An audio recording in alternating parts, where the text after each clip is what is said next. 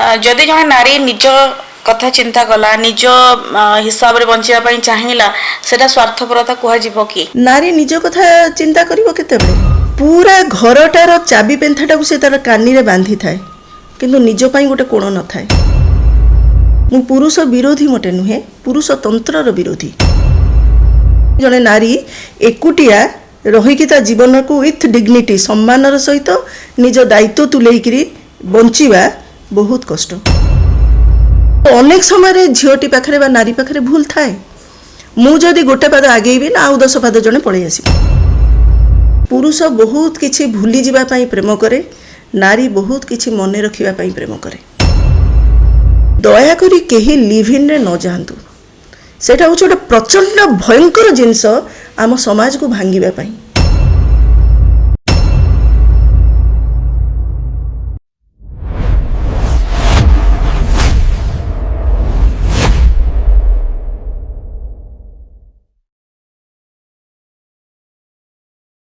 नमस्कार Odisha point podcast को स्वागत करुछि मो सुप्रिया। आज आम सहित अतिथि अछंती एकाधार रे जणे शिक्षाविद जणे सुसाहित्यिका आउ समाजसेवी से होचंती सुचेता मिश्र मैडम को स्वागत करिबा आउ तांका सहित कथा हवा। नमस्कार स्वागत करुछि। केमते अछंती मैडम प्रथम बहुत भलो अछि काना मु भाबे मोर सब दिन उडी को सुंदर दिन पॉजिटिव थिंकिंग रे सब बेले माइंड रे पॉजिटिव माइंड रे आपन दिन चलुची सब बेले माने सकाळ संध्या जाय आपनकर दिन सकाळ केमते आरंभ है आपनकर फर्स्ट जाने मोर सकाळ जेहेतु मु जने शिक्षयित्री बहुत सकाळ मते उठिया पड़े। मु कन्वेंट स्कूल ले चाकरी करथली मते 7टा पूर्व पहुंचिया पड़े। मु भोर 4टा रे उठे एबे भी से अभ्यास अछि। मु 4टा रे उठिबी मोर नित्य कर्म सारी टिके एक्सरसाइज टिके बुलाबुली सब सारी करी मु 7टा रे पळे। एबे मु जेहेतु अब्याहति नेली सेवा निवृत्त हे रिटायरमेंटर ओडिया हमको कहया पड़ो सेवा निवृत्त जेहेतु वर्तमान मते सकाळ समयटा टिके निज पई समय मिलुची। आ संध्या बेले मु पिलांक संगे रहे पिला मानक संगे टिके तांको टिके पाठ पढाय तांको एबे भी अपन ट्यूशन पढौछन पिलांक पाठ पढौछन माने पिलांक साथ जडित होई रहिछन प्रथम रु अजी जाय 36 वर्ष हे गेलानी अछि। जणे शिक्षयित्री हिसाब रे अपन पिलांक साथ अगरु पिलांक पाठ पढिछंती पिलांक पूरा कहले पाखरे ही पिलांक बहुत पाखरे पाइछंती। पिलांक भितर कोन एंती देखंती अपन जोटा के अपन बहुत भलो लागे पिलांक मु पढाय। मु गोटे कथा एठी कहबे जे पिला 5 वर्षर पिला ठारू 70-75 वर्षर लोक पर्यंत मोर सब दिन तांको सहित देखा हुए। एथि पई जे छोट पिलांकर क्लास निए मझी पिलांकर भी क्लास निए बड़ पिलांकर भी भेट हुए एवं तांकर माँ बापा जेजे बापा जेजे माँ एमाने भी आसंती तांको सहित कथाबार्ता हुए। पिलांक पाखरे गोटे विशेषत्व है तांको भीतर बेसी आबिलता पशिनी नहले तो मनीष गुड़ाक तो बहुत छद्म बेसरे रोचंती पिलांक भीतर बेसी आबिलता पशिनी आ पिला माने बहुत भाबरे तांको भीतरे तांकर स्वप्न तांकर कल्पना तांको भीतर गोटे सर्जनात्मक शक्ति अछि जोटा तांको सहित मिसिले ही तुम जानि परियो। से माने बहुत छोट छोट कथा तुमको कहि देबे जोटा मते भाबे मु एटा को नै कविता लिखि दियंती कि मोटे उदाहरण देवी थरे माने खेल पड़िया मु पिलांक सहित अच्छी आम बहुत बड़ खेल पड़िया तार साइड गोटे बड़ ड्रेनटे जाइए कभर हो नाला तो सही बोधे तेल फेल कौन पड़ी जोटे मत छोट पिलाटे कहला मैम मैम मैम से इंग्लीश डाक कहला मत मैम ये देखूँ ये केमती इंद्रधनु देखा ये रेनबो अच्छी तो मुझे भाविली गोटे छोट पिला ही गोटे नर्दमा पानी रे देखिपार रेनबो तो से तांकर क्रिएटिविटी थिंकिंग टा बहुत स्ट्रांग तांकोठू बहुत किछि पाई हो। मो भाबे जे जने शिक्षक होबा बहुत टफ वर्क माने जने सेति के पेशेंस दरकार जने शिक्षक होंतु जने शिक्षयित्री होंतु सेति जने बहुत सारा पेशेंस दरकार निहाती निहाती जने शिक्षक बा शिक्षयित्री हेबा सहज कथा नुहे। आ मु या भी भाबे पाठ पढेबाटे भी गोटे कला जने गोल्ड मेडलिस्ट हेतिबो किंतु भलो शिक्षक हेइ परिबोनी काहे कि ना जो बयसर पिला आ पिला भी गोटे प्रकार पिला नुहंती श्रेणी रे जदि 50-60 पिला अछंदी ना से माने समस्त विभिन्न प्रकार रो पिला तेणु तमे से पिला को बुझी के ता स्तर को निज को आनिले सी तुमको आगे बंधु बोली ग्रहण करिवो। तेणु रेस्पेक्ट बा सम्मान जिनसटा ऑटोमेटिकली आसीबो सेटा सम्मान आसिले भल पाइबे आसीबो आ तुमको से भल पाइले से पाठ पढिबो पिला को से तो कनेक्शन ता रहबा सेटा संयोजित होबा जिनसटी बहुत जनक पाखरे न थाए ସେଥିପାଇଁ ପିଲା ଭଲ ପାଆନ୍ତିନି। ଆଉ ଯେହେତୁ ଯେମିତି ଗୋଟେ ଡାକ୍ତର ବା ଶିକ୍ଷକ, ସେମାନେ ଆମେ ଜଣେ ଜୀବନ୍ତ ମଣିଷ ସହିତ କାରବାର କରୁଛୁ ନା, ତେଣୁ ଆମେ ସହିତ ସଂଯୋଜିତ ହେବା ଦରକାର। ଶିକ୍ଷକ ପରେ ମ୍ୟାଡ଼ାମ୍ ଆଉ ଗୋଟେ ପରିଚୟ ହେଉଛି ଆପଣଙ୍କର, ଆପଣ ସୁସାହିତିକା ଲେଖିକା। ଲେଖିବା କେବେଠୁ ଆରମ୍ଭ କଲେ ଆପଣ? ଏଇ ପ୍ରଶ୍ନଟା ମୋ ପାଇଁ ସବୁବେଳେ କଷ୍ଟ ହୁଏ, ଏଇଥିପାଇଁ ଯେ ବୋଧହୁଏ ମୁଁ ଜନ୍ମରୁ ଲେଖୁଥିଲି। ଏହା କହୁଛି ଏଇଥିପାଇଁ କାରଣ ମୁଁ ପିଲାଦିନୁ ବହୁତ ଆତ୍ମମନସ୍କ, ମାନେ ମାସ ଧରି ମୁଁ କଥାବାର୍ତ୍ତା କରେନି। ମା ବାପା ବହୁତ ବ୍ୟସ୍ତ ହୁଅନ୍ତି, ଝିଅଟି କାହିଁ ଚୁପଚାପ ହେଇକି ବସୁଛି। ମୋତେ ଲାଗେ ଯେ ମୋ ଭିତରେ ବହୁତ ହଲଚଲ ଅଛି, ବହୁତ କିଛି କହିବାର ଅଛି, ଆଉ ମୁଁ ଏତେ ଆଉଟସ୍ପୋକେନ୍ ନୁହେଁ, ମୁଁ କାହା ସହିତ ସେୟାର କରେନି। ସେତେବେଳେ ମୁଁ ଛୋଟ ଛୋଟ କାଗଜ ଟୁକୁଡ଼ା ଯେଉଁ ପାଇ କିଛି ନା କିଛି ଲେଖୁଥିଲି, ଏବଂ ଲେଖିବା ପରେ ତାକୁ ମୁଁ ଚିରିକି ଫୋପାଡ଼ି ଦିଏ। ମୁଁ କହିଲି ତ କିଛି କାମ ନାହିଁ, ଚିରିଦିଏ। ପରେ ବହୁତ ବର୍ଷ ପରେ ଭାବିଲି ମୁଁ ଯଦି ତାକୁ ସାଇତି ଥାନ୍ତି ତାହେଲେ ବହୁତ ଅମୂଲ୍ୟ ଜିନିଷ ରହିଥାନ୍ତା। ତେଣୁ ପ୍ରକୃତରେ ମୋର ଲେଖିବାଟା ଆରମ୍ଭ ହେଲା ସ୍କୁଲ କ୍ୟାରିୟରରେ ମୁଁ କିଛି କିଛି ଲେଖୁଥିଲି। କଲେଜରେ ପଶିବା ପରେ ମୁଁ ଆର୍ଡିରେ ଆଡ଼ମିସନ୍ ନେଲି, ରମାଦେବୀ, ସେଠି ମୁଁ ହଷ୍ଟେଲରେ ରହିଲି। ଏବଂ ହଷ୍ଟେଲରେ ରହିଲା ପରେ ମୋତେ ସେଇ ସମୟଟି ମିଳିଲା, ମାନେ ଏକାନ୍ତ ସମୟଟା, ଯେଉଁଟା ପରିବାରଠୁ ଅଲଗା ହେବାର କଷ୍ଟ, ଏକୁଟିଆ ରହିବାର ମାନେ ଜିନିଷଟା, ବୋଧେ ମୋତେ ଏଇ ସବୁ ପରିବେଶ ମୋତେ ବାଧ୍ୟ କଲା ଲେଖିବା ପାଇଁ। ଫୋନ୍ ନଥିଲା, ମୋବାଇଲ ତ ନଥିଲା। ତାପରେ ତୁମକୁ ଆସି ପ୍ୟାରେଣ୍ଟସ୍ କେତେବେଳେ ଦେଖା କରିବେ, ତ ମୋ ବାପା ଯେହେତୁ ଜଣେ ଇଞ୍ଜିନିୟର, ସିଏ ଯୋଉଠି ଥିବେ, ମାନେ କେଉଁଠି ଡ୍ୟାମ୍ ତିଆରି ହେଉଥିବ, ଇରିଗେସନରେ ଥିଲେ, ସେଇ ଜାଗାରେ ରହୁଥିବେ। ମୁଁ ଆଉ ମୋର ଭଉଣୀ ଆସିକି ହଷ୍ଟେଲରେ ରହିଲୁ। ତ କେତେବେଳେ କେମିତି ଦେଖାହେବ, କଥା ହେବ, ଚିଠି ଲେଖିବା।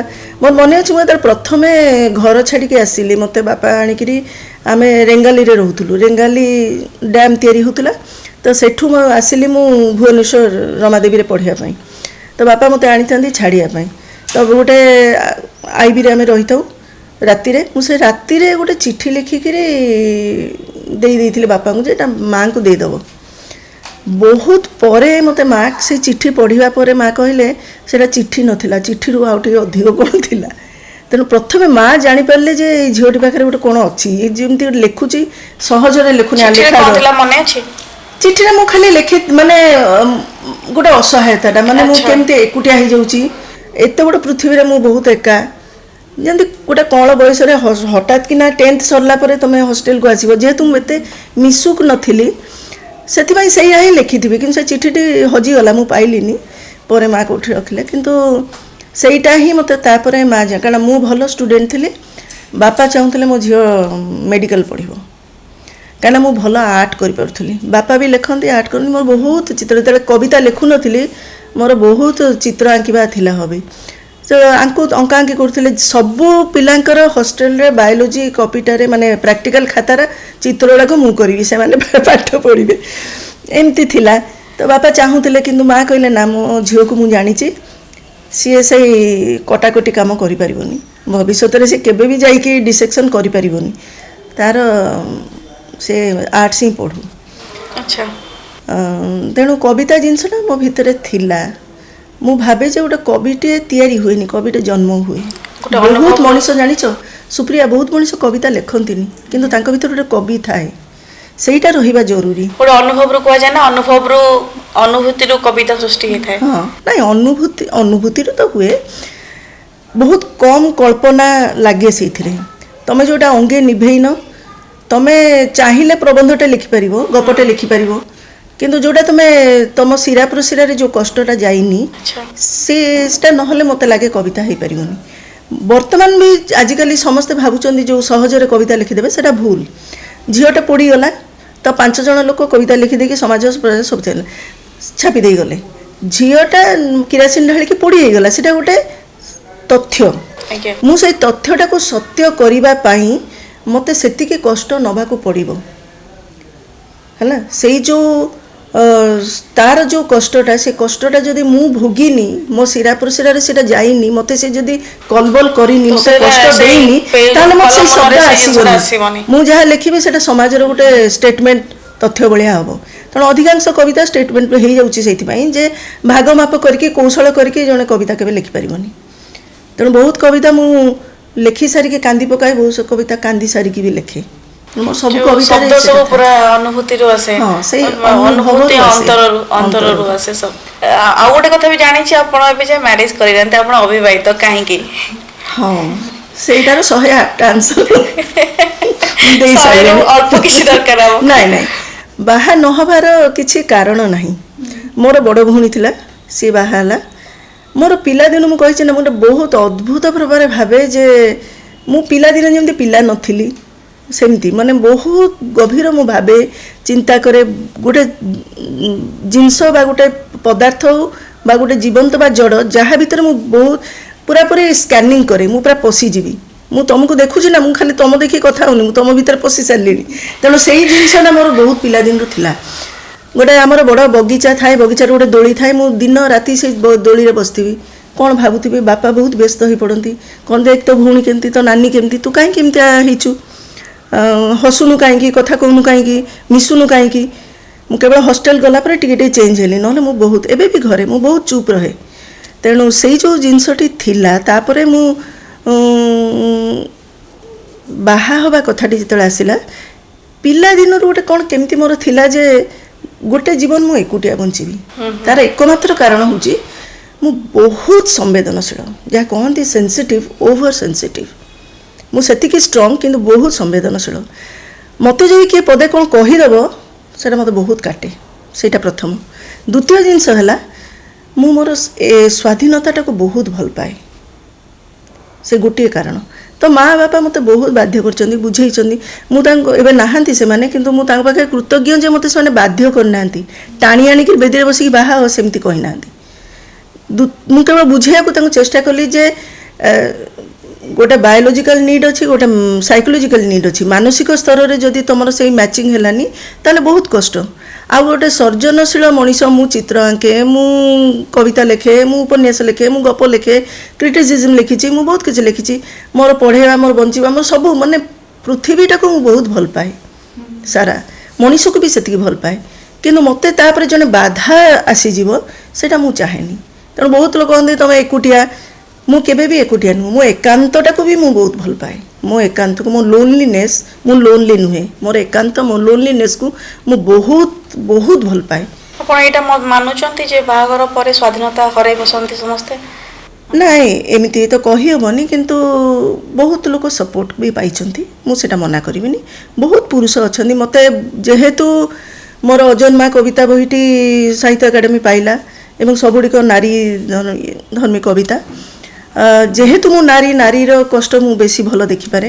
କିନ୍ତୁ ମଣିଷ ପାଇଁ ମୁଁ 70% କବିତା ଲେଖିଛି, 30% ନାରୀମାନଙ୍କ ପାଇଁ ଲେଖିଛି। ମୁଁ ପୁରୁଷ ବିରୋଧୀ ମୋଟେ ନୁହେଁ, ପୁରୁଷ ତନ୍ତ୍ରର ବିରୋଧୀ। ଆଚ୍ଛା। ବହୁତ ପୁରୁଷ ଅଛନ୍ତି ଯେଉଁମାନେ ବହୁତ ସପୋର୍ଟିଭ୍।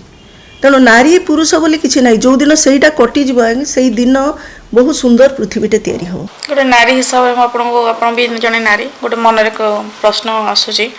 ପ୍ରଶ୍ନଟା ଏଇଆ ଯେ ଯଦି ଜଣେ ନାରୀ ନିଜ କଥା ଚିନ୍ତା କଲା, ନିଜ ହିସାବରେ ବଞ୍ଚିବା ପାଇଁ ଚାହିଁଲା, ସେଟା ସ୍ୱାର୍ଥପରତା କୁହାଯିବ କି?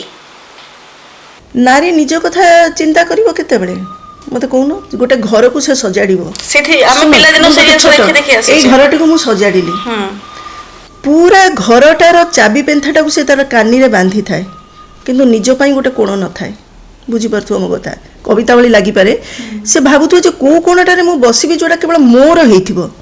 ସେ ତାର ପିଲାଙ୍କ କଥା ଭାବିବ, ସ୍ୱାମୀ କଥା ଭାବିବ, ଶାଶୁ ଶ୍ୱଶୁରଙ୍କ କଥା ଭାବିବ, ସବୁ ଭାବିବ।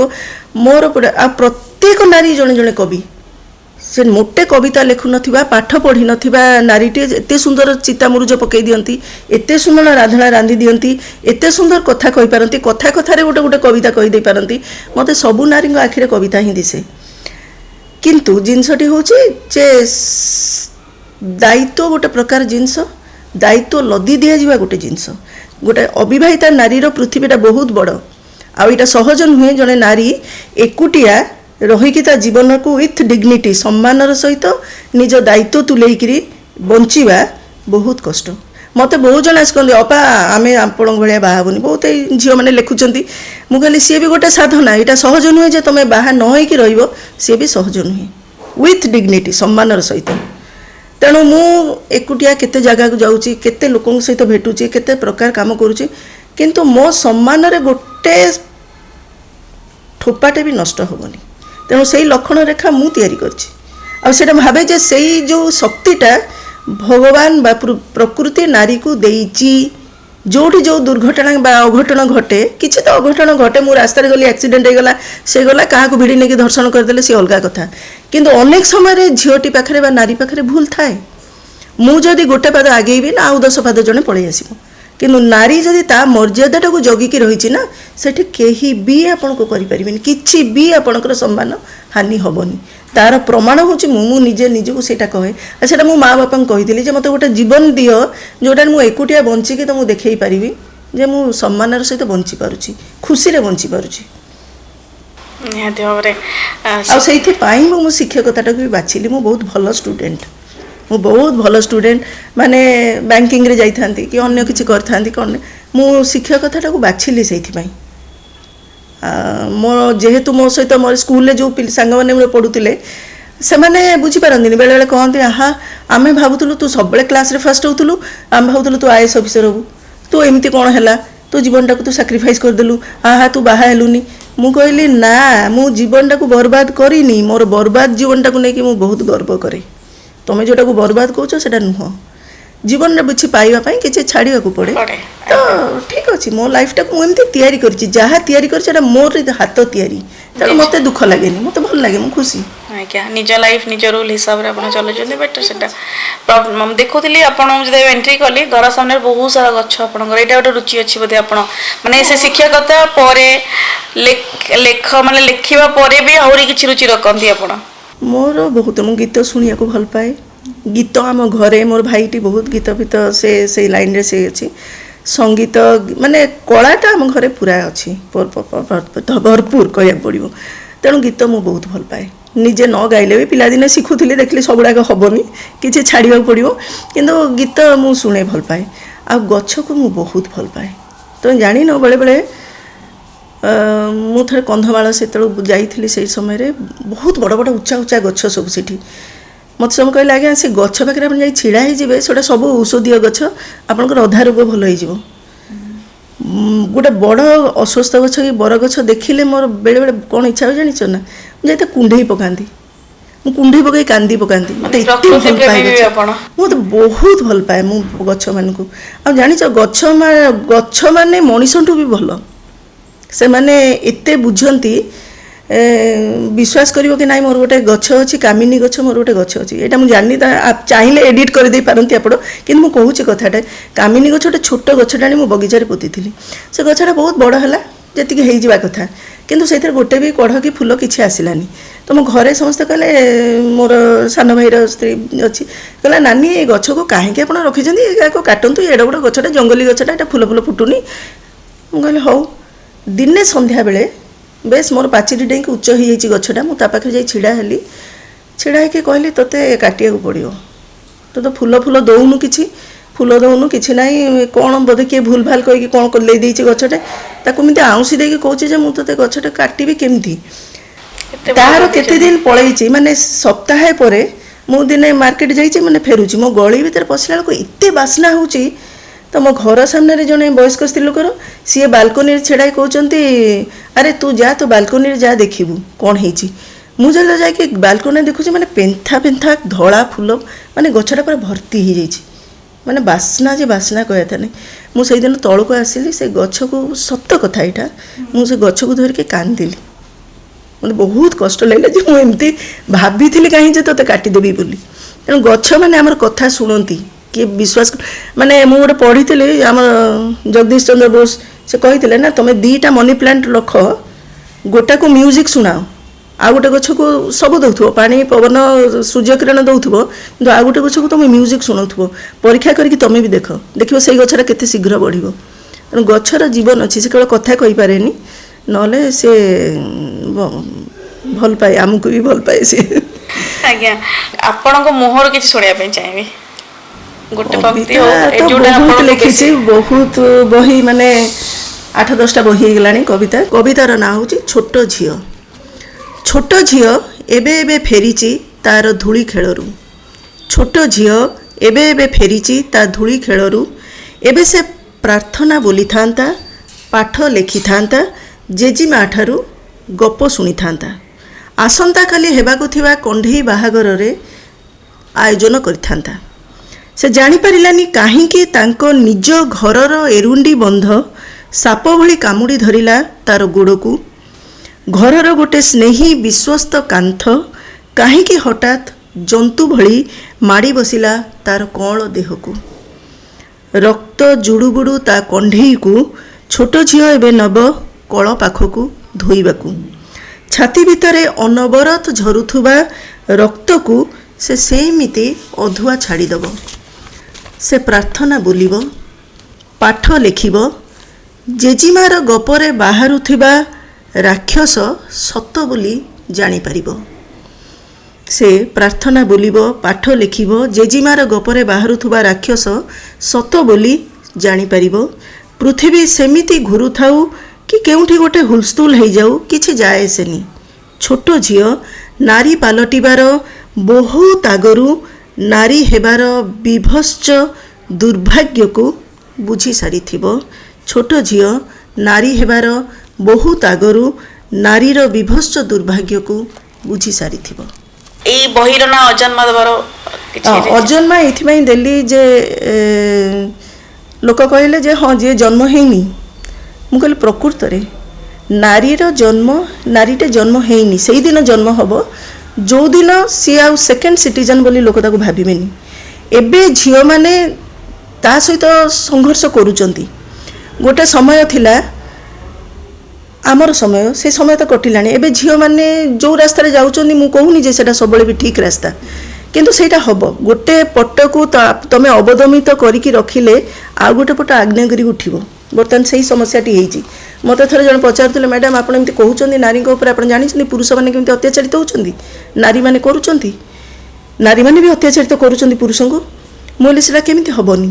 ସେଇଟା ହେବ ଏଇଥିପାଇଁ ହେବ ଯେ ବହୁତ ଦିନ ଯାଇ ସେମାନେ ତାଙ୍କ ମା, ଜେଜେମା, ଆଈ, ମାଉସୀ, ଝିଅ ସମସ୍ତଙ୍କୁ ଦେଖିଲେ ଯେ ଗୋଟେ ସ୍ତ୍ରୀ ଲୋକ ତାର ସମ୍ପୂର୍ଣ୍ଣ ଜୀବନଟାକୁ ଜଳାଞ୍ଜଳି ଦେଇଦେଲା। ତ ଆଜି ଗୋଟେ ଝିଅକୁ ପଚାର, ମୁଁ କେତେ ଝିଅଙ୍କୁ ପାଠ ପଢ଼ଉଛି ନା, ସେ ଝିଅଟିକୁ ପଚାର, ସେ ପ୍ରଥମେ କହିବ ମୋର କ୍ୟାରିୟର ଦରକାର। କୌଣସି ଝିଅ ବର୍ତ୍ତମାନ କହିବନି ମୁଁ ବାହା ହେବି। ସେ କହୁଛି ମୁଁ କ୍ୟାରିୟର ଦରକାର, ମୁଁ ଆଗ ନିଜେ ଛିଡ଼ା ହେବି, ମୋର ବ୍ୟକ୍ତିତ୍ୱ ଦରକାର, ମୋର ପରିଚୟ ଦରକାର। ଜଣେ ଭଲ ପ୍ରେମିକ ବା ପ୍ରେମିକା ଭଲ ଲେଖକ ଲେଖି ଖାଇପାରନ୍ତି। ଆପଣ କେବେ ପ୍ରେମ କରିଛନ୍ତି କି? ମୁଁ ପ୍ରେମ ରେ ହିଁ ବଞ୍ଚିଛି। ତମେ ଯେଉଁ ଅର୍ଥରେ ପ୍ରେମ କହୁଛ ତାଠୁ ବହୁତ ଗଭୀର ସେ ପ୍ରେମ। ଅନେକ ସମୟରେ ସେ ବୁଝି ହୁଏ କାହିଁକି, ମାନେ ମୁଁ ଗୋଟେ ଛୋଟ କଥା କହିବି, ମୁଁ ଜାଣିନି ଏଇଟା କେମିତି ଲାଗିପାରେ। ନାରୀର ପ୍ରେମ ତିନି ପ୍ରକାର, ଗୋଟେ ବାତ୍ସଲ୍ୟ, ଗୋଟେ ଆଧ୍ୟାତ୍ମିକ, ଆଉ ଗୋଟେ ପ୍ରେମ ଯେଉଁଟାକୁ କୁହାଯିବ କ'ଣ, ମାନେ ବହୁତ ଅନନ୍ତ ପ୍ରେମ। ଗୋଟେ ବାରଙ୍ଗନା ବି ଯେଉଁ କାମଟି କରୁଥିବ ସେଇଥିରେ ବି ତାର ଆଧ୍ୟାତ୍ମିକତା ଥିବ। ଗୋଟେ ସ୍ତ୍ରୀଟା ଯେତେବେଳେ ତା ସ୍ୱାମୀକୁ ବି ଭଲ ପାଉଛି ସେଇଠି ବି ବାତ୍ସଲ୍ୟ ପ୍ରେମ ଥାଏ। ତେଣୁ ନାରୀର ପ୍ରେମକୁ ତୁମେ ବାଛି ପାରିବନି, ସେ ଜନ୍ମରୁ ହିଁ ପ୍ରେମରେ ଥାଏ। କିନ୍ତୁ ଦୁଃଖ ଲାଗେ ଯେ ପୁରୁଷ, ମୁଁ ଭାବେ ଏଇଟା ସତ ବି ହେଇପାରେ, ପୁରୁଷ ବହୁତ କିଛି ଭୁଲିଯିବା ପାଇଁ ପ୍ରେମ କରେ, ନାରୀ ବହୁତ କିଛି ମନେ ରଖିବା ପାଇଁ ପ୍ରେମ କରେ। ହେଲା, ତ ଏଇଥିପାଇଁ ମୁଁ ଭାବେ ଅନେକ ସମୟରେ ମୋତେ ବହୁତ ଲୋକ ଭଲ ପାଇଛନ୍ତି, ବହୁତ ଲୋକଙ୍କୁ ମୁଁ ମନା କରିଛି, ଏବେ ବି ଭଲ ପାଉଛନ୍ତି। ଏବେ ମୁଁ କହେ ଯେ ତୁମେ ଭଲ ପାଉଥା, ମୋତେ ହଇରାଣ କରନି। ଆଉ ମୁଁ ଭଲ ପାଏ, ମଣିଷ ହିସାବରେ ଭଲ ପାଏ ସବୁ। ମୋର ବହୁତ କମ୍ ବୟସର ପିଲା ବି ଅଛନ୍ତି, ତାଙ୍କୁ ଭଲ ପାଏ, ବୟସ୍କ ଲୋକ ବି ଅଛନ୍ତି, ଭଲ ପାଏ। କିନ୍ତୁ ଭଲ ପାଇବାଟା ଯାହା, ସେଇଟା ହେଉଛି ମୋର ସମୁଦ୍ର ଭଳି ଗଭୀର, ଆକାଶ ଭଳି ବିସ୍ତୃତ। ଆଉ ମୁଁ ସେଇଟା ଭାବିଲି, ଯଦି ମୁଁ ଗୋଟେ ଲୋକକୁ ବାହା ହେବି, ସିଏ ଆଞ୍ଜୁଳାଏ ପାଣି ଆଉ ଟିକିଏ ଆଲୁଅ ନେଇକି କହିବ ଯେ ହଁ ମୁଁ ସନ୍ତୁଷ୍ଟ ହେଇଗଲି, ମୋ ପାଖରେ ତ ଗୋଟେ ସମୁଦ୍ର, ଗୋଟେ ଆକାଶ ରହିଯିବ, ସେ ତ ଛୁଇଁ ପାରିବନି ସେଟାକୁ। ତ ସେତିକି ଭଲ ପାଇବା ମୋ ପାଖରେ ଅଛି ବୋଲି ମୁଁ ଲେଖିପାରୁଛି। ସେତିକି ଭଲ ପାଇବା ଅଛି ବୋଲି ମୁଁ ଗୋଟେ ମଣିଷ ଭିତରେ ପଶି ପାରୁଛି। ଗୋଟେ ମଣିଷ ଭିତରେ ପଶି ନ ପାରିଲେ, ଗୋଟେ ଘଟଣାର ଗୋଟେ ଅଂଶ ନ ହେଇପାରିଲେ, ତମେ ଗଦ୍ୟ ହଉ ବା ପଦ୍ୟ ହଉ କିଛି ବି ଲେଖିପାରିବନି। କାହିଁକି ନା ଆପଣଙ୍କର ଗୋଟେ ଅଛି ଉପନ୍ୟାସ ପାପୁଲି ବାହାରେ ଭାଗ୍ୟରେଖା, ଉପନ୍ୟାସ ପୁରା ବ୍ୟାଖ୍ୟା କରୁଛି ଯେ ସେଥିରେ ବହୁତ ସାରା, ସେଇଟା ଭାଗ୍ୟ, ହଁ, ପାପୁଲି ବାହାରେ ଭାଗ୍ୟରେଖା, ସେଇଟା ମୁଁ ଗୋଟିଏ ନାରୀର କଥା ସେ କହିଛି। ମାନେ ସେ ନାରୀଟି ସବୁ ସାଧାରଣ ନାରୀ ଭଳିଆ ସିଏ ବି ଚାହିଁଛି ଯେ ମୁଁ ଘର ସଂସାର କରିବା, ଭଲ ପାଇବି, ଭଲ ବି ପାଇଛି, ସବୁ ହେଇଛି, ଠିକ୍ ଚାଲିଛି ସବୁ ଭିତରେ। କିନ୍ତୁ ଧୀରେ ଧୀରେ ତାର ଜୀବନଟା କେତେ ବିସ୍ତୃତ ହେଇଯାଉଛି, ସେ ମା ବାପାଙ୍କୁ ହରଉଛି, ତାପରେ ସେ ଗୋଟେ ବିସ୍ତୃତି ଭିତରେ ଯାଉଛି। ଗୋଟେ ସ୍ତ୍ରୀ ଲୋକଟିଏ ଯିଏ ପରିବା ବିକି ଆସୁଛି, ତାକୁ ଗୋଟେ ଚରିତ୍ର ତ ବହୁତ ଅଛନ୍ତି, ମୁଁ ଗୋଟେ ଛୋଟ ଚରିତ୍ର କହୁଛି ସେଇଥିରେ। ସେ ଆସୁଛି ଯେତେବେଳେ ସିଏ ତାଠୁ ଶୁଣୁଛି ଯେ ତାର ପିଲାଟିର ଥାଲେସେମିଆ ହେଇଛି। ଜାଣିଥିବ ଥାଲେସେମିଆ ଗୋଟେ ରୋଗ ଯେଉଁଟା ହଁ ଜିନ୍ରୁ ହୁଏ ଏବଂ ସେ ପିଲା ବଞ୍ଚିବା ଭାରି କଷ୍ଟ। ସେ ସେଇ ପିଲାଟିକୁ କେମିତି ବଞ୍ଚାଇବା ପାଇଁ ଚେଷ୍ଟା କରୁଛି, ତା କେମିତି ବ୍ଲଡ଼ ଦିଆହେବ, ସେଇଠି ଗୋଟେ କ୍ୟାରେକ୍ଟର ଆସୁଛି, ସେ ବଞ୍ଚୁଛି ଏବଂ ଧୀରେ ଧୀରେ ସେ ସ୍ତ୍ରୀ ଲୋକଟି ବିସ୍ତୃତ ହେଇଯାଉଛି। ଯେଉଁ ଲୋକଟିକୁ ସେ ଭଲ ପାଉଛି, ମୁଁ ଯେଉଁ କଥାଟି ଏବେ କହୁଥିଲି ନା, ସେଇ ଲୋକଟି ଦେଖୁଛି ସେ ଲୋକଟି କେତେ ଭାବରେ ସୀମିତ। ମୋର ଏତିକି ଦରକାର, ମୋର ଏମିତି ଘର, ମୋର ଏମିତି ନାରୀ, ମୋର ଏତିକି ପ୍ରେମ, ମୋର ଏତିକି ବ୍ୟାଙ୍କ ବାଲାନ୍ସ, ମୋର ଏତିକି, ସେ ସେତିକି ଭିତରେ ସନ୍ତୁଷ୍ଟ, ସେଇ ଭିତରୁ ବାହାରି ଆସୁଛି। ତ ସେଇଠି ମୁଁ ନାଁଟା ଏଇଥିପାଇଁ ଦେଇଛି ଯେ ଗୋଟେ ଭାଗ୍ୟଟା ଆମ ହାତରେ ନାହିଁ। ଅନେକ ସମୟରେ ଆମର ଭାଗ୍ୟ ଆମଠୁ ବାହାରିକି ଛିଡ଼ା ହେଇକି ଆମକୁ ଦେଖୁଥାଏ, କାରଣ ଭାଗ୍ୟ ସହିତ ଚ୍ୟାଲେଞ୍ଜ ଦେଇକି ବି ଗୋଟେ ନାରୀ ବଞ୍ଚିପାରିବ। ତାର କର୍ମରେ, ତାର ନିଷ୍ଠାରେ ଏବଂ ତାର ବ୍ୟକ୍ତିତ୍ୱକୁ ନେଇକିରି ସବୁଗୁଡ଼ିକ ବିପରୀତ ତା ଭିତରେ ଘଟୁଥିଲେ ବି ତା ସହିତ ସେ ମୁକାବିଲା କରିକି ସେ ବଞ୍ଚିପାରିବ। ସେଇଟା ସେଇ ଉପନ୍ୟାସଟାରେ ମୁଁ ଦେଇଛି ଏବଂ ସେଇଠି ମୁଁ ଗୋଟେ ବାଲୁକା, ଯେହେତୁ ମୁଁ ପୁରୀର ଝିଅ, ମୁଁ ବାଲୁକା ଶିଳ୍ପୀଙ୍କର ବାଲୁକା ଇଏ ଉପରେ ବି ଦେଇଛି। ସେଇଠି ଗୋଟେ କ୍ୟାରେକ୍ଟର ଦେଇଛି। ସେ ବହୁତ ଜଣ ମୋତେ ପଚାରିଲେ ଆପଣ କ'ଣ ସୁଦର୍ଶନ ସାଙ୍କ କଥା ଲେଖିଦେଲେ କି? ମୁଁ କହିଲି ନାହିଁ। ସେଇଠି ଗୋଟେ ଦେଇଛି ଯେ ବାଲୁକା ଶିଳ୍ପ କରୁଛି ଗୋଟେ ପିଲାଟିଏ, ତା ଗୋଟେ ପୁରୁଷର ଭଲ ପାଇବାଟା ବି କେତେ ଗଭୀର ହୋଇପାରେ ସେଇଟା ବି ମୁଁ ଦେଖେଇଛି ପ୍ୟାରାଲାଲି। ତେଣୁ ଭଲ ପାଇବା ଛଡ଼ା ମଣିଷ କିଛି ନାହିଁ। ସେନ୍ସିଟିଭିଟି ନହେଲେ ମଣିଷ ବଞ୍ଚିବ କାହିଁକି, ମୁଁ ଏମିତି ଭାବେ। କିଛି ଅଫସୋସ ଅଛି ଲାଇଫ ଜୀବନରେ, କିଛି ସ୍ୱପ୍ନ ରହିଛି, କିଛି ଇଚ୍ଛା ଥିଲା ଯେଉଁଟା ବାକି ରହିଯାଇଛି, ପୁରା ହେଇନି? ନାଇଁ, ଶୁଣନ୍ତୁ, ମୁଁ ପ୍ରଥମେ ଆଗ ସ୍ୱପ୍ନ ମୋ ଭିତରେ ଅଛି, କିନ୍ତୁ ମୁଁ କିଛି ଟାର୍ଗେଟ୍ କରିକି ବଞ୍ଚେନି। ମୁଁ ମୋ ଜୀବନଟାକୁ ସେମିତି ନେଇଛି ଯେ ମୋ ପାଖକୁ ଯାହା ଆସିବ, ଯେମିତି ଯେତେବେଳେ ଯାହା ଆସିଛି ମୁଁ ତାକୁ ଗ୍ରହଣ କରେ। ମୁଁ ଗୋଟେ ଦର୍ପଣ ଭଳିଆ। ମୁଁ ତୁମକୁ କହିପାରେ, ତୁମେ ଏବେ ମୋ ସାମ୍ନାରେ ଅଛ ନା, ମୁଁ ତୁମକୁ ପୁରାପୁରି 100% ଦେଖୁଛି। ତୁମେ ଏଇଠୁ ଉଠିକି ଚାଲିଯିବ, ମୁଁ ପୁଣି ଅଲଗା ଯିବି, ମୁଁ ଆଉ ଗୋଟେ କାହା କଥା ଭାବିବି ଯିଏ ମୋ ପାଖକୁ ଆସିବ। ଯେଉଁ ପିଲାଟି ମୋ ପାଖକୁ ପଢ଼ିବାକୁ ଆସିବ ବା ଯେଉଁ ଲୋକଟି ମୋଠୁ ସାହାଯ୍ୟ ମାଗିବ ବା ସମାଜରେ କିଏ ଅସୁବିଧାରେ ପଡ଼ିଛି ତାକୁ ମୁଁ ଯାଇ ସାହାଯ୍ୟ କରୁଛି, ମୁଁ ସେଇଠି ପୁଣି 100% ସେଇ ଲୋକଟିକୁ ମୋ ଭିତରକୁ ନେଇ ଆସିବି। ତେଣୁ ମୁଁ ଭାବେ ଯେ ମୋର ସକାଳଠୁ ରାତି ପର୍ଯ୍ୟନ୍ତ ମୋ ପାଖକୁ ଯାହା ଆସିଛି ମୁଁ ତାକୁ ନିଷ୍ଠାର ସହିତ କରିବି। ତେଣୁ କେବେ ଟାର୍ଗେଟ୍ ରଖିକି କରେନି। ହଁ, କିଛି କାମ କରିବା ପାଇଁ, ଯେ ମୋତେ ଗୋଟେ ବହିଟେ କରିବାର ଅଛି ବା ଏଇଟା ଲେଖିବାର ଅଛି, ସେଥିପାଇଁ ଟିକେ ପ୍ଲାନିଂ କରିବାକୁ ପଡ଼େ।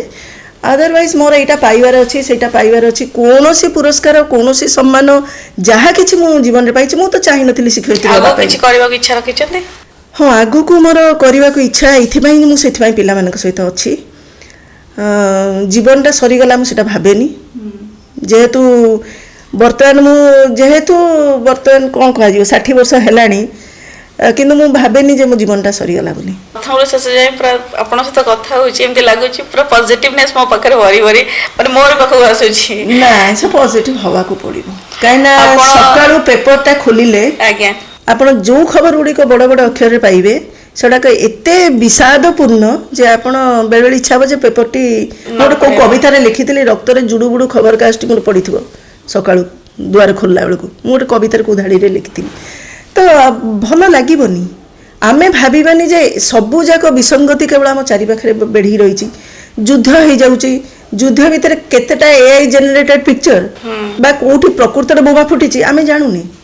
ତେଣୁ ଆମ ପାଖରେ ଯାହା ଯାହା ସବୁ ଘଟୁଛି ସେସବୁ ନେଇକି ଆମେ ବିଷାଦ ହେବା ତ ବାଧ୍ୟ ହେବା, ଯେହେତୁ ମଣିଷ। କିନ୍ତୁ ତାର ବି ଅଛି, କାରଣ ଘାସଟେ କଅଁଳୁଛି, ଫୁଲଟେ ଫୁଟୁଛି, ଗଛଟେ ବଞ୍ଚିଛି, ସବୁକିଛି ନଥିଲେ ପୁଣି ହେଉଛି କେମିତି?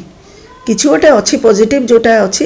ଆମେ ଯଦି ପ୍ରତ୍ୟେକ ମଣିଷ ଭାବିବେ ଯେ ପଜିଟିଭ୍ କିଛି ହେଇପାରିବ, ତାହେଲେ ତ ସୁନ୍ଦର ହେଇଯିବ ପୃଥିବୀ।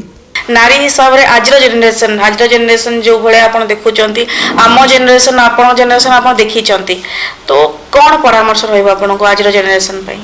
ମୁଁ କେବଳ ଗୋଟେ କଥା କହିବି, କାହିଁକିନା ମୁଁ ପ୍ରକୃତରେ 3ଟା ଜେନେରେସନ୍କୁ ଦେଖିଛି।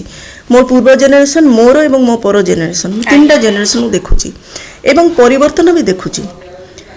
ତୁମେ ଜାଣିଛ ଯେ ଯେଉଁ ଦିନରୁ କୁହାହେଲା ଯେ ନାରୀକୁ ପୁରୁଷ ସହିତ ସମାନ କରିଦେବା, से कौ लोक से सरकार हो जो लोक से कथाटी कही से लोक को आसिले मुझे प्रथम पचारती धाड़ी को कहीं कहल केबे समान नारी नारी ता जगार सी महान पुरुष पुरुष पुरुष जगार नारी के पुरुष सहित सामान हेनी आई जो धाड़िक केते झील को बर्बाद करुचे जानिच गोटे झील जदि भावुची जे एटा मोर स्वाधीनता जदि पुरुष दुईटा झील को धरी होटेल पशिला मु भी दुईटा पुरुष लोक धरी होटेल पशिबी जदि सी सिगारेट टाणुची मु भी सिगारेट टाणीबी जदि सी पीऊचे जानिच बर्तमान जेनेरेशन झील केमती निजको स्पॉइल कर तार नकारात्मक प्रभाव पकड़ किंतु सेटा स्वाधीनता नुहे तमे तुमको प्रकृति तैयारी करिछि तमे भविष्यत पीढ़ी को धारण करुच गोटे जन्म को जानिच पुरुषर असुविधाटी कौन तार इगोटा सब हट करे और सब से कष्ट पाए ये मुझे सबकि कली कि गोटे जीवन को तो आनीपारि ना तो से से बारंबार कहे जे तू ओढ़ुणा ढांकी था तू बुर्खा पकई था तोते किए न देखू तू मोर प्रॉपर्टी तोते काले किए नहीं जीव से जो थाए भयटा पुरुषर से कारण पुरुष सबू करें भी से जाने जे मुझे गोटे कम करें गोटे नारीटे परिवार को पूजा फूल भाई एमती धरी थाए आम कौचे से किसी करे मत जो पिलाटी आसी कहे तोर मामा कौन कर पचार दे पिलाटी को पिला कह हाउस वाइफ कहली ना होम मेकर आज हाउस वाइफ वर्ड तू कहबू नहीं she is a home maker से घर को तैयारी करुच्ची तुमको बंचेई तुम बापा को बंचेई तुम जेजेबापा जेजेमा को बंचेकी रखी तेणु तार सी जो कार्य करुच्ची पृथ्वी कौन लोक कर तुमर छुट्टी अच्छी तुम रिटायरमेंट अच्छी से स्त्री लोकटार रिटायरमेंट भी नहीं तार शनिवार रविवार छुट्टी भी नहीं तेणु आम ताको कौ जगार नहीं रखा आम टाणी आनिक पुरुष सहित सम्मान करेंगे कहीं मुझे भावे तार जगह बहुत उच्चरे तेणु से बुझा उचित जे तुम सस्ता भाव में निजको सस्ता करनी मु तो जगिचे केते दिन पर्यंत से मैंने देह देखिए गोटे समय आसो पुणी देह ढांकीबार समय आसी पुरुष केबे भी चाहेनी जे तुमको जी कमेंट मारुंच जी ये कर तुम व्यवहृत हो जाऊच सेटा नारी एजाई बुझीपारुनी सेटा स्वेच्छाचारितार होकर से व्यवहृत होती सेटा स्वाधीनता नुहे स्वाधीन से ही नारीटे आमर जेजेमा आपण मैंने सत कथा कहूँ आमर आई जेजेमा से मैंने केते पाठ पढ़ी गोटे गोटे बड़ यौथ परिवार को बांधिकी रखिपे नहीं सेटा नहीं कहीं तुम तुम शक्तिटा को चिन्हुन नारी को जो शक्ति कहुई से सत कथा से शक्ति आ से शक्तिटा बाहरी गले शिव हो सब तेणु शिवों भितर से शक्ति अच्छी मत जो किसी जड़े पचारती जो जाए सब बड़े कॉलेज फलेज को डाकुंट सेमिनार फेमिनार मत गोटे जाइए सेमिनार गोटे झीटे उठिक मत से पचारा मिस पचारा मैडम आप एमती कहते आमे निजे चॉइस करके बाहा पारू कि नहीं मुझे निहाती बाहा हुओ तुम चॉइस करिकी ही बाहा हवा उचित कहीं तुम जो स्तर को गलनी सीमितता भितर तुम हुए तो माँ और परिवार माने थे तुम तो गोटे व्याप्ति भीतर को गलनी तुम खोजी पार तुम बंधुटी को खोजी पार कितु से मिलैब मिसेब देखब भाव बुझब तापर बाहा हम आउ गोटे कथा मु तुम समस्त को अनुरोध करुँचे भी ये कहबी दयाकोरी कहीं लिव इन रे न जातु सेटा हूँ गोटे प्रचंड भयंकर जिनस आम समाज को भांगापी मुझे कहली तुम जब पीस पीस ही काटी हबार अच्छी ताले live in Rooh live in अर्थटा कौन रक्षिता और लिव इन व्यवहार भितर अर्थटा ता भीतर प्रभेदटा कौन मत कहले ये जो झील मैंने जाऊँच स्मार्ट होकि जेहेतु आमको साइंस विज्ञान आमको सब स्वाधीनता देला सामाजिक अर्थनैतिक स्वाधीनता समाज देला विज्ञान भी आमको यौन स्वाधीनताटा भी देला किंतु ताको आमे व्यवहार करबा केमती तेणु सेटा ही आमको समाज कथा भाविया पड़ो गोटे परिवार रे मु कहे एते पिला पढ़ाऊँ माँ बापा को पढ़ाऊँ अनेक समय माँ बापा को भी काउनसिलिंग करा पड़ुची मु सब कहे जे बापटी भी जदि व्यभिचार है ताले भी परिवार बंचीज किंतु माँ जदि व्यभिचारिणी है कर कौन तेणु सेटा असुविधा माँटी से बुझा था एवं बर्तमान नारी मैंने से गति में चली मु जन को बुझेली कहली व्यवहार असुविधा ना कारण गोटे समय पुणी काली जिते माने दुर्गा जो उलग्न हो समस्त को मारे और सी कहले मो माँ होमती कहीं बर्तमान आउ मोर किसी उपाय ना सी पूरा पृथ्वी को ध्वंस करने को बाहर यहाँ मिथ आम पुराण पढ़ीचे पूरा काटिकी कुटिकी जिते सब देवता मैंने दौड़े जे पृथ्वी को बचाओ कारण माँ बर्तमान सब ध्वंस करने को बाहर से बेले शिव को जाकि कहला ଏବଂ ଶିବ ଆସିକି ଆଉ କିଛି ଉପାୟ ପାଇଲେନି, ତାଙ୍କ ଆଗରେ ଶୋଇପଡ଼ିଲେ। ଯେତେବେଳେ ତାଙ୍କ ଛାତି ଉପରେ ତାଙ୍କ ପାଦଟା ରହିଗଲା, ସେ ଜିଭ କାମୁଡ଼ିକି ରହିଗଲେ। ତେଣୁ ବର୍ତ୍ତମାନ ସମୟ ଆସିଲାଣି, ପୁରୁଷ କେଉଁ ଗୋଟେ ସମୟରେ ଆସି ତା ପାଦ ତଳେ ଶୋଇପଡ଼ିଲେ, ସେ ଅନ୍ତତଃ ପାଦଟା ଥୋଇଲା ପରେ କହିବ ନା ମୁଁ ଆଉ ଏତିକି ଉଦ୍ବାର୍ଯ୍ୟ ହେବିନି। ଆଜ୍ଞା, ସଂଯମତା ହିଁ ସବୁଠୁ ବଡ଼ ବଡ଼ ଶକ୍ତି। ଶକ୍ତି। ବହୁତ ଧନ୍ୟବାଦ ମ୍ୟାଡ଼ାମ୍, ଆମ ସହିତ କଥା ହେଲେ, ରହିଲେ ଏବଂ ବହୁତ ସାରା ଯେଉଁଟା ଆମେ ଜାଣିନଥିଲୁ ସେଇ ନଲେଜ ବି ଆମେ ପାଇଲୁ। ତେବେ ଆଜିର ଏପିସୋଡ଼କୁ ଏଇଠି ରଖୁଛୁ, ପୁଣି ଦେଖା ହେବ ନେକ୍ସଟ ଏପିସୋଡ଼ରେ। ଯଦି କାର୍ଯ୍ୟକ୍ରମଟି ଆପଣଙ୍କୁ ଭଲ ଲାଗିଛି ତେବେ ଲାଇକ୍, ସେୟାର, ସବସ୍କ୍ରାଇବ୍ କରିବାକୁ ଜମା ଭୁଲିବେନି। ନମସ୍କାର।